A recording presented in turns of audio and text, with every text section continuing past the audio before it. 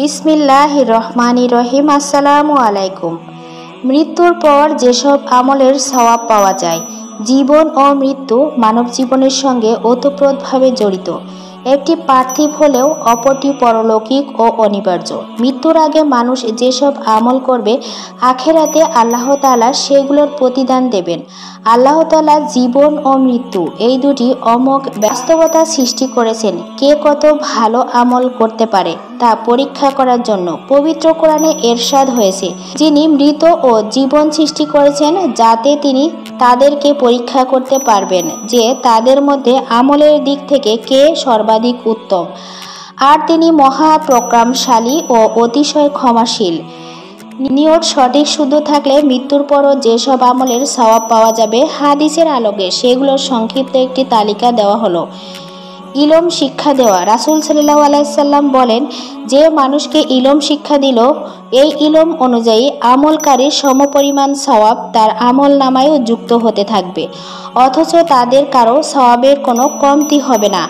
সৎ সন্তান রেখে যাওয়া। রাসূল সাল্লাল্লাহু আলাইহি সাল্লাম বলেন, মানুষ মৃত্যুবরণ করার পর 4টি আমলের সওয়াব অব্যাহত থাকে। 1. যে ইসলামী রাষ্ট্রের সীমান্ত পাহারা দিল, তার সওয়াব। 2. ভালো কাজ চালু করার ফলে তাকে যারা অনুসরণ করলো ও তার সওয়াব। 3. যে ব্যক্তি এমন সাদকা করলো যা প্রবাহমান থাকে, তার সওয়াব। ও 4. এমন নেক সন্তান রেখে যাওয়া যে তার জন্য দোয়া করবে।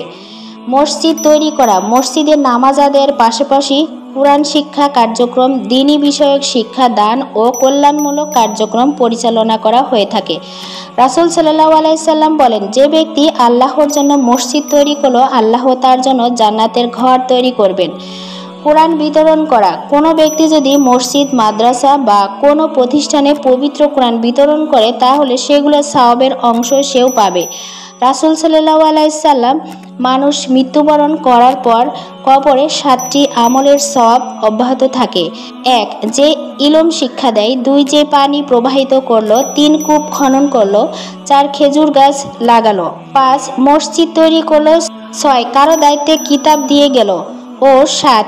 এমন নেক সন্তান রেখে গেল যে তার জন্য ক্ষমা প্রার্থনা করবে। গাছ রোপণ করা। হাদিসে আছে, কোনো মুসলিম যদি কোনো বৃক্ষরোপণ করে আর তা থেকে কোনো ফল কেউ খায়, তবে সেটি তার জন্য সাদকা।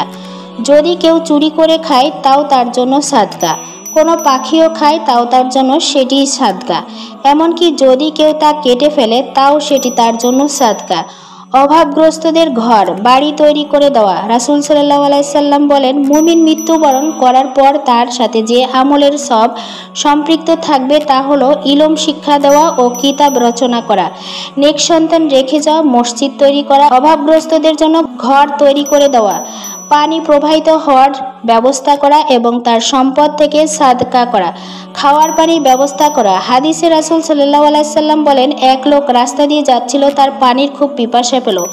পথিমধ্যে সে একটি কূপ পেল এবং সেখান থেকে পানি পান করলো। অতঃপর দেখতে পেল একটি কুকুর পানি পিপাসায় ময়লা খাচ্ছে। তখন সে সেখানে মোজা দিয়ে পানি ভরে কুকুরকে পানি পান করালো এবং আল্লাহর শুকরিয়া আদায় করলো। এই জন্য আল্লাহ তাআলা তাকে মাফ করে দিলেন।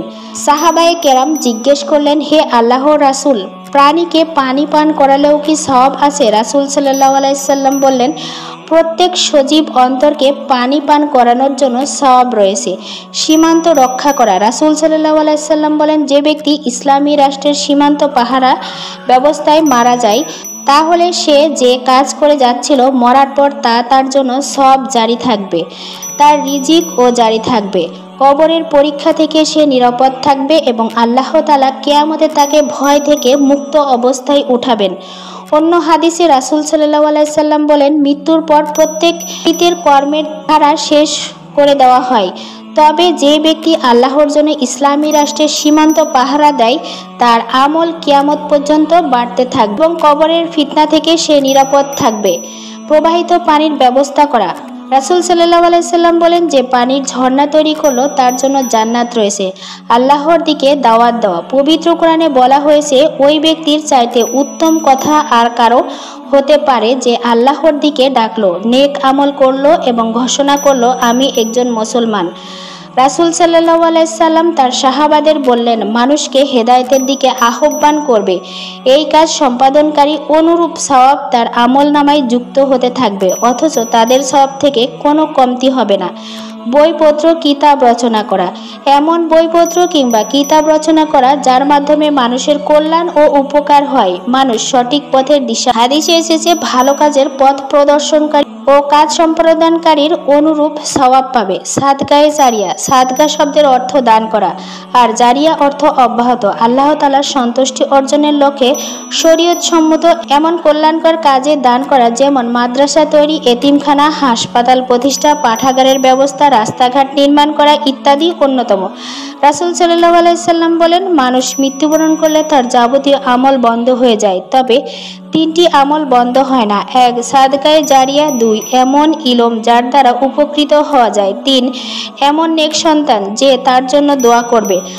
আল্লাহ তাআলা আমাদের সবসময় উত্তম আমল ও মানবতার জন্য কাজ করার তৌফিক দান করুন এবং আমাদের আমলগুলো কবুল করে নিন।